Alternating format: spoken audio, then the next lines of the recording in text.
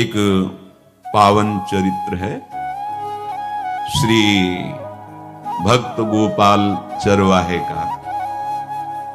पहले ऐसा हुआ करता था कि सबकी गायें जैसे चराए तो सब लोग अन्न आदि जो है उसके घर भिजवा देते थे और गायें छोड़ देते थे। वो ग्वाला ही कहा जाता था।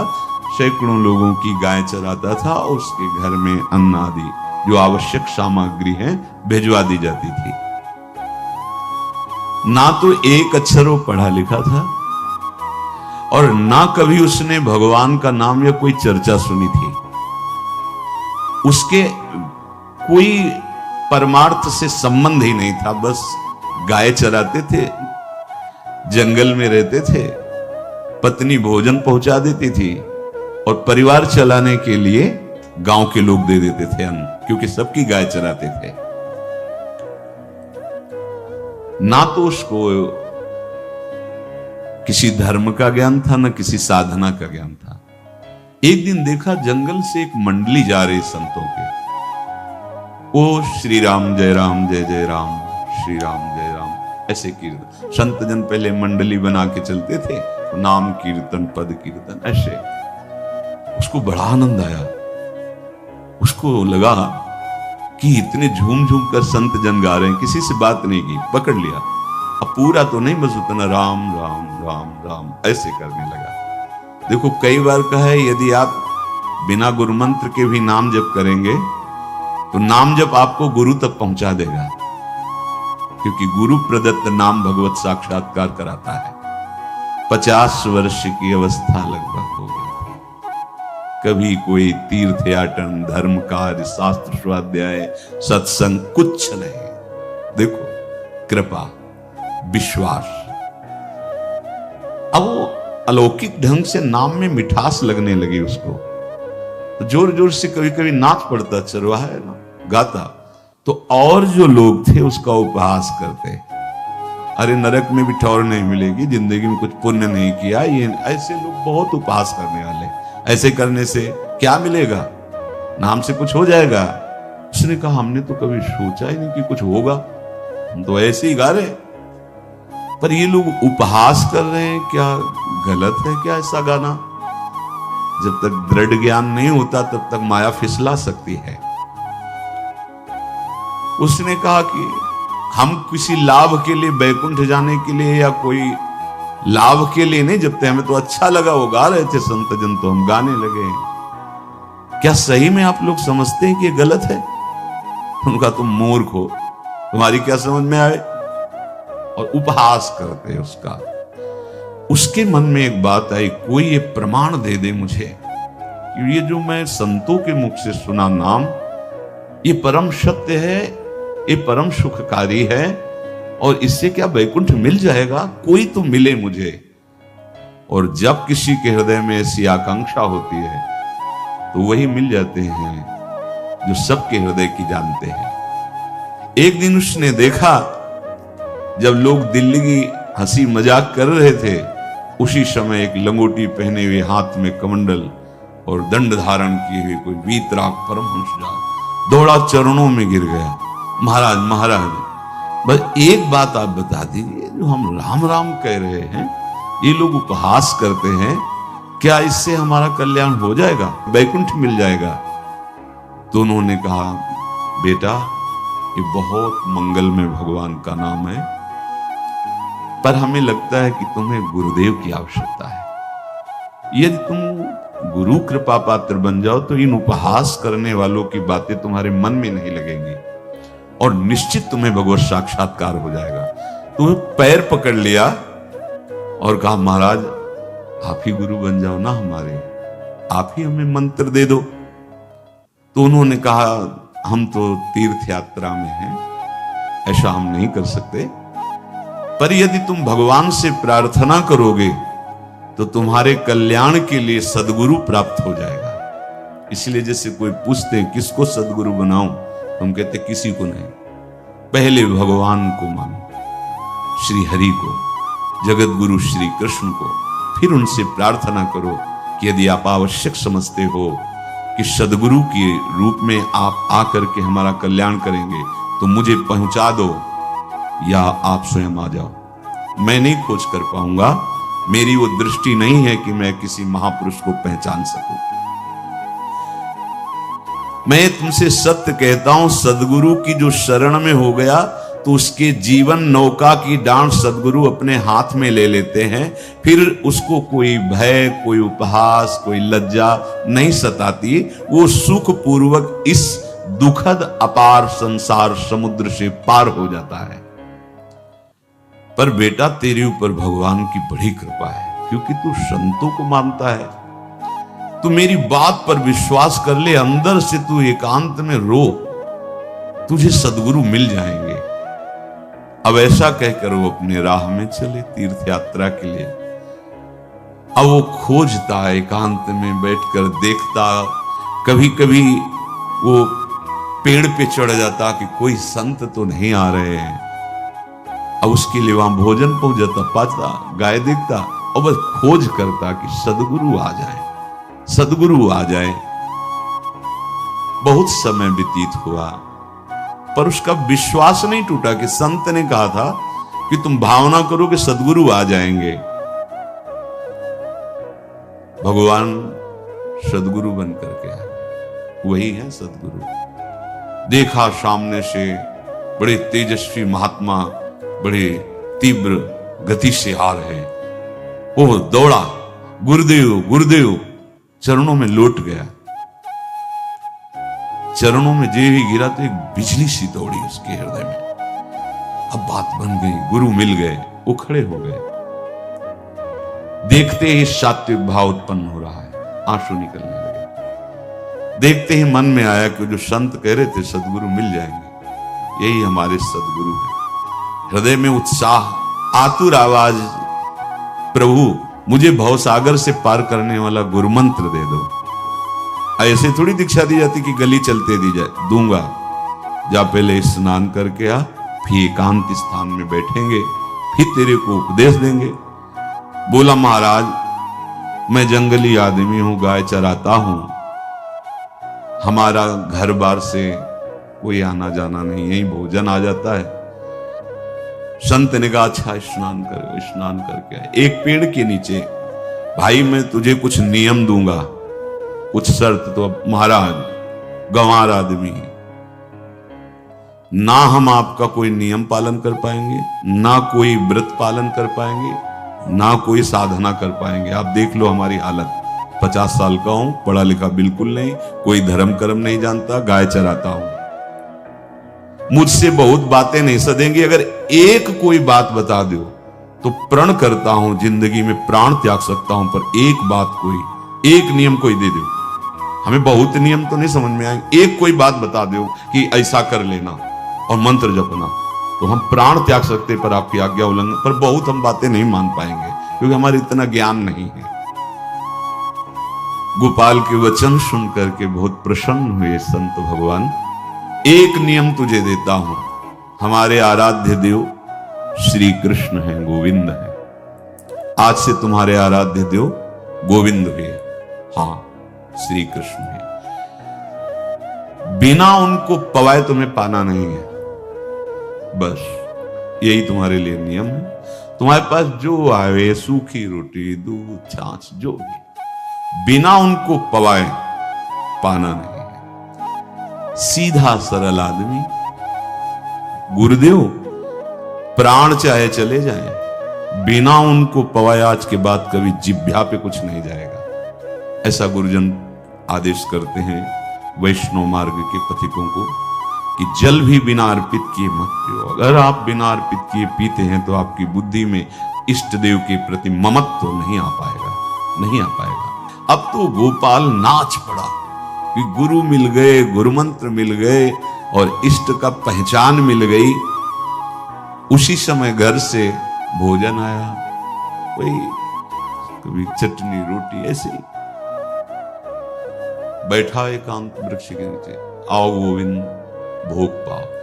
अब गोपाल विचार में लगा कि आ तो रहे हैं ही नहीं, और गुरुजी ने कहा बिना पवाए पाना नहीं। पूरा दिन व्यतीत हो गया। गुरुजी कह रहे थे घट घट में विराजमान भगवान है तो कहीं से भी प्रकट हो सकते हैं, तो अंदर मंत्र जपता हो, कहता आओ भगवान, पाओ आके, नहीं आए। महाराज हमारे गुरुदेव ने आपका ध्यान जो बताया था वैसे ही आओ, आप पाओ आकर के। रात्रि हो गई, देखा पर वो नहीं आए तो भोजन उठाया, गाय को पवा दिया। तो बहुत सी गायें थी, भूखा रह गया। दूसरे दिन फिर भोजन आया, एक पत्ता टोरा, जल से छिड़का पत्ते में और भोजन रखा। भगवान को फिर पुकारा, आओ प्रभु। गुरुदेव ने आज्ञा की, बिना आपको पवाए हम अपनी जबान में नहीं रख सकते। शाम हो गई, रात्रि हो गई, फिर गौ को दे दिया, नहीं पाया। अब एक तो 50 वर्ष की अवस्था और गौओं के पीछे दौड़ना और भोजन पाना नहीं, शरीर में सामर्थ्य धीरे धीरे कम होने लगी।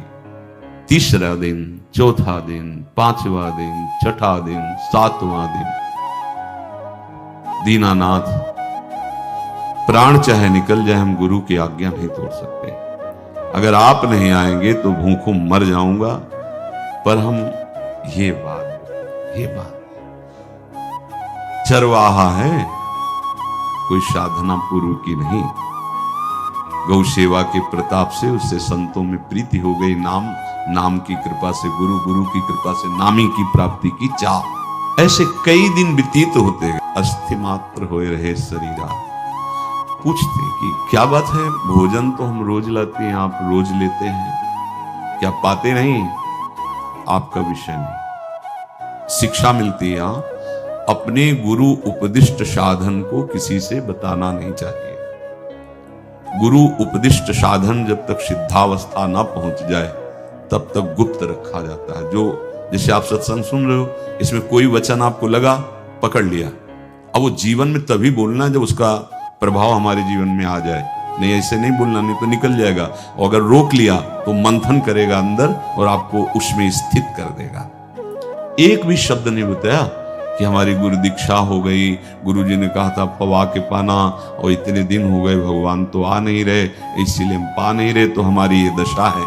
देखो आज का समय ऐसा है कि प्रगट में सब इंद्रियों के पोषण की व्यवस्थाएं भगवान दी, चाहे गृहस्थ हो चाहे विरक्त हो, लेकिन क्या हमारे अंदर निष्ठा है ऐसी?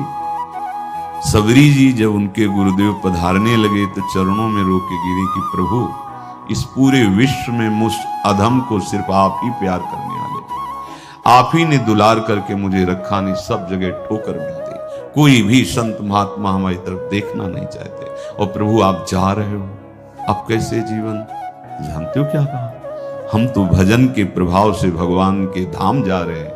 बेटा भगवान स्वयं चलकर तुम्हारे पास आए।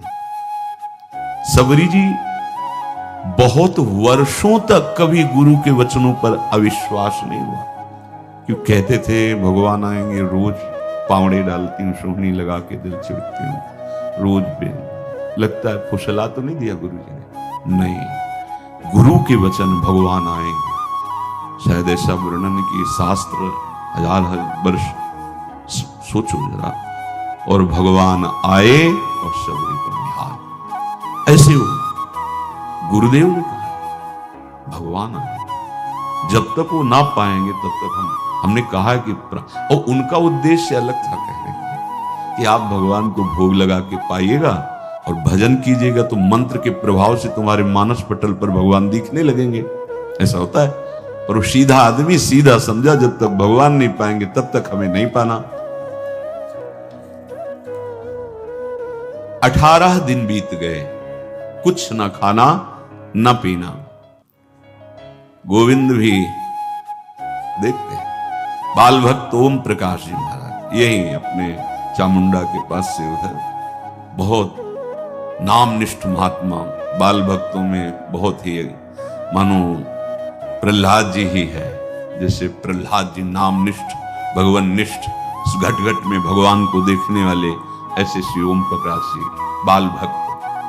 बड़े बड़े महापुरुष गए, हरि बाबा, उड़िया बाबा, सब बस वो यही कहते कि ये श्री कृष्ण का आदेश है।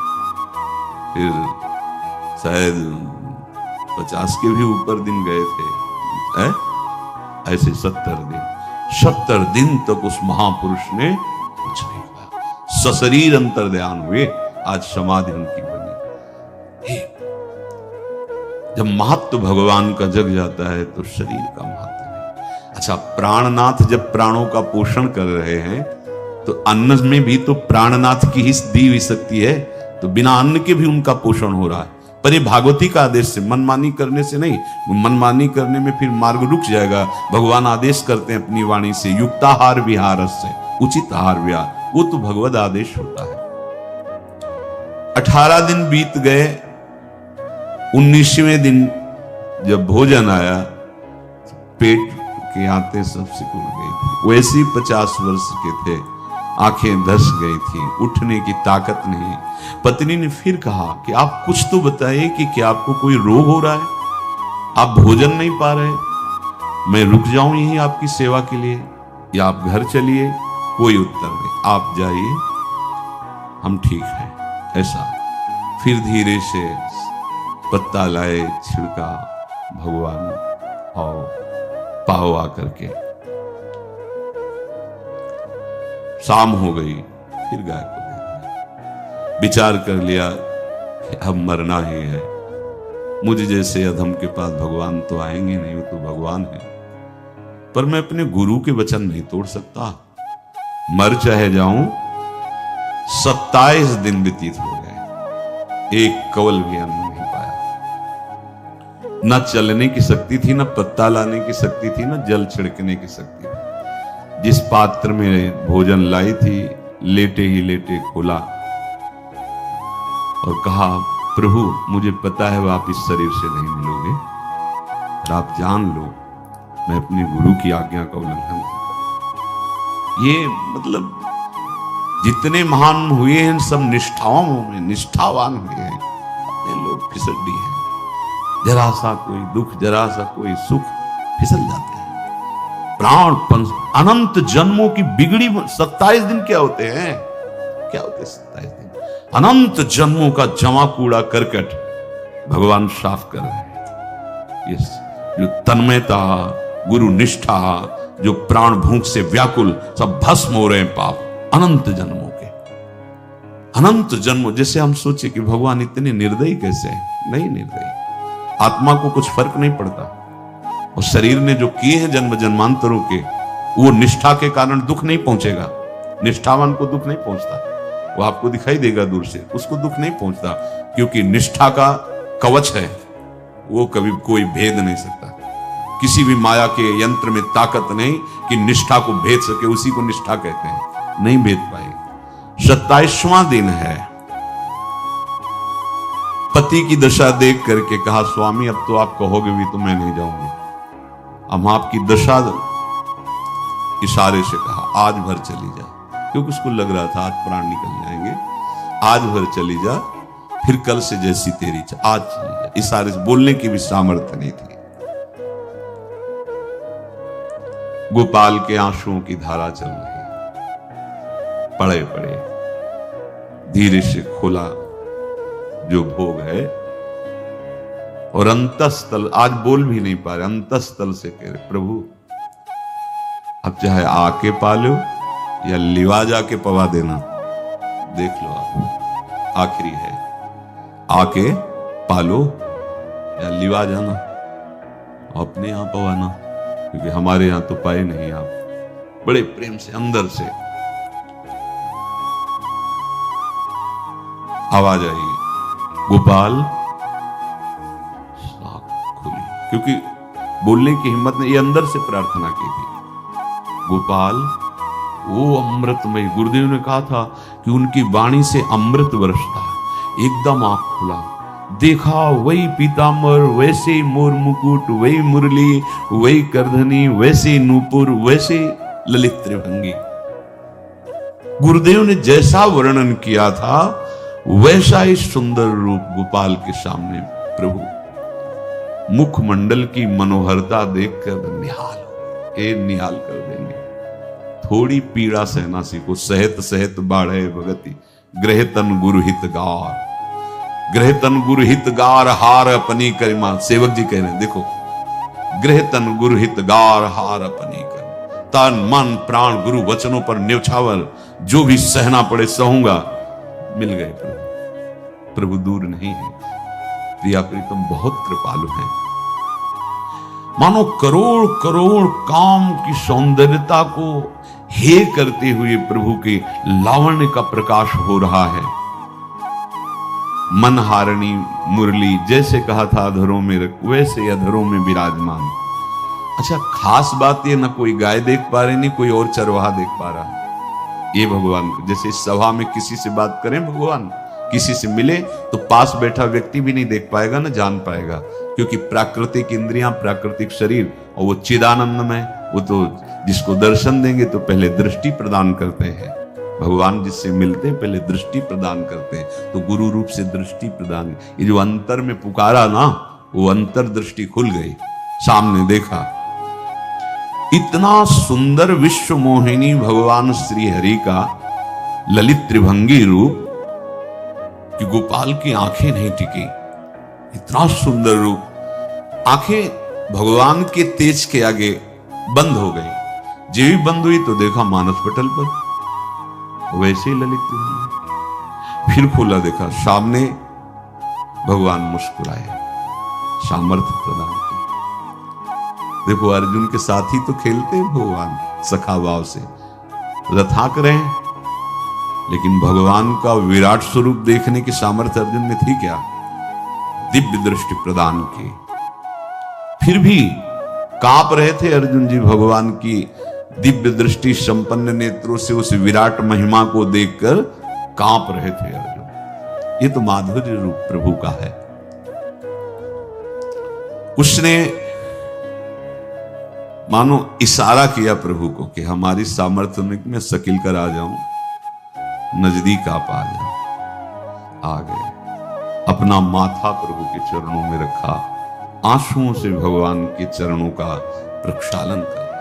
देखो गांव का गाय चराने वाला ग्वारा, जिसको कोई धर्म कर्म का ज्ञान नहीं, कोई भक्ति का ज्ञान नहीं, कोई शास्त्र का ज्ञान नहीं, भगवान ने फिर उसको उठाया और अपने हृदय, ज्यों हृदय से लगाया, हष्ट पुष्ट स्वस्थ सब, अंतर बाहर पूर्ण, कोई पीड़ा नहीं, कोई दुख नहीं, बिल्कुल तेजस्वी स्वरूप।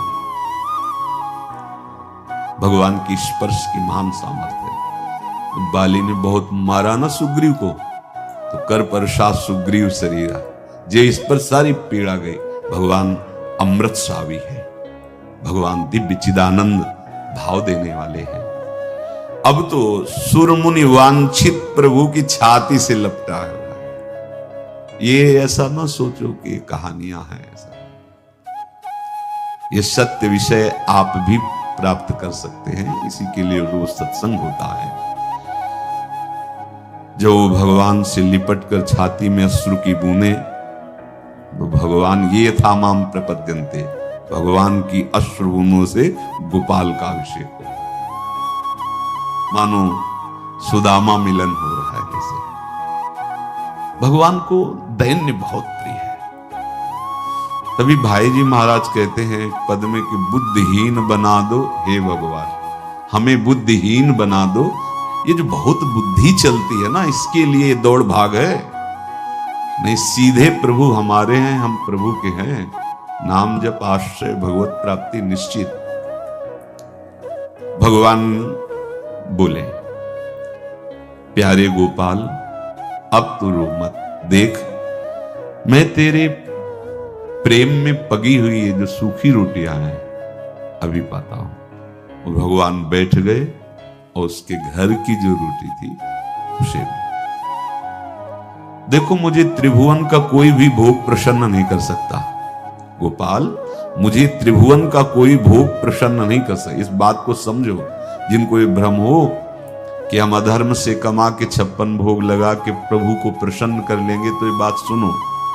कह रहे मुझे त्रिभुवन का कोई भोग प्रसन्न नहीं कर सकता, मैं ऐसे ही अन्न की चाह रखता हूं। भगवान के वचन, जिसे दुर्योधन का महल का सब वैभव त्याग के स्वागत ठुकरा के और विदुरानी जी के हाथ का छिलका पाया, मैं ऐसे ही अन्न की चाह रखता हूं, भगवान कहते हैं बलिहारी है। कभी प्यार से एकांत में रो के इनको पवाना सीखो। भले आप इतनी कटोरी में सब्जी, 2 रोटी, अगर दैन्य भाव से कि नाथ कहां आप और कहां, कैसे आपको पवाएगा। जो छवि है ना, पंखा करते जाओ ऐसे बीच बीच में जल पिला, देखना ये था माम प्रपद्यन्ते तास्तते भजम। आप जैसा मानोगे वैसा ही वो व्यवहार करेंगे, पक्का समझ लो। गोपाल जो सच्चे हृदय से मुझे पुकारता है, मैं अवश्य उसको मिलता हूं। जो प्रेम पूर्वक मुझे पवाता है, मैं अवश्य उसका पाता हूं। पत्रम पुष्पम फलम तोयम ये में भक्त्या, भक्ति पूर्वक जो पवाया है। भक्ति पूर्वक का मतलब दैन्य। अभक्त में अहंकार होता है, देखो ये किया मैंने, वो भगवान स्वीकार नहीं करते। वो आपका शुभ कर्म बन सकता है, अब वो भी धर्म से कमाई की है तो, पर भगवान की प्रसन्नता का हेतु होगा दैन्य। जहां भी देखो हमारे स्वामी को, जहां भी देखो दैन्य में बिके हुए पाए गए, दैन्य में। और ये दैन्य किसी बाजार में नहीं मिलती, ये दैन्यता बनावटी नहीं होती, ये वस्तुता हृदय की होती, भगवत प्रदत्त ही होती है। पर जो संत सदगुरुदेव की आज्ञा का अक्षरशः पालन करे तो इस दैन्य का निश्चित प्रादुर्भाव हो जाएगा, अहंकार गलित हो जाएगा। वत्स, मैं किसी भी वस्तु का कभी भूखा नहीं हूं। मानो गोपाल के बहाने से हमको समझा रहे हैं क्या चाहिए भगवान को, क्या चाहिए? कुछ भी कर लो, माना कि तुम तात्कालिक वर्तमान दुख को मिटा सकते हो, तात्कालिक, लेकिन संपूर्ण दुखों को मिटाने के लिए हरिनाम गरज रहा है, राधा नाम गरज रहा है। आपसे प्रार्थना है, समझो इस बात को। कलयुग केवल नाम आधारा। देखो, सुन के राम राम शुरू किया, मिल गए सिद्ध सदगुरुदेव, दे दिया मंत्र, बता दी निष्ठा, और मिल गए भगवान। और भगवान कह रहे अब तेरे जीवन में कभी दुख का लेस नहीं रहेगा, तू अब घर जा, अब किसी की गाय चराने की जरूरत नहीं है, कुल परंपरागत तेरे लक्ष्मी बढ़ती रहेगी, तुझे कुछ करने की जरूरत नहीं। देखो, बड़े बड़े सोने के पहाड़ किसी सुनार ने बनाए क्या? प्रभु ने तो बनाया है। भगवान हंसते हंसते समझ ही नहीं पाए और अंतर्धान हो गए। अभी गोपाल कुछ अपने मन भर के देख नहीं पाया था, कह नहीं पाया था, भगवान अंतर्धान हो गए। अब तो चिल्ला चिल्ला के रोने लगा और विवश होके आंख मूंदी तो देखा उसके मानस पटल पर छाए। अब तो राजी हो गया कि ये मेरे प्रभु ऐसी जगह विराजमान हो गए, कोई देख नहीं पाएगा, हम रोज बात करेंगे, रोज दर्शन करेंगे। नारायण या गौर श्याम को हृदय निकुंज बसइए। तो इसलिए धैर्य धारण करके, कितना भी कष्ट हो, अब पीछे मत हटो, फिसलो मत। माया अपने पार्षदों को भेजेगी। प्रभु का चिंतन छूटे वो कुछ भी स्वीकार नहीं। प्रभु का चिंतन होते हुए जो हो रहा है उनका सृष्टि का कार्य है, जो जो जिसको सेवा दी है। हमारा प्रभु का आश्रय अगर बदला किसी व्यक्ति का आश्रय या किसी अन्य का आश्रय, बहुत घाटा हो जाएगा। अपने इस मन को देखते रहिए कि प्रभु को प्रथम नंबर में रखता है या द्वितीय नंबर में। हमें तो लगता है हो सकता है चौथे पांचवें नंबर पे रखता है।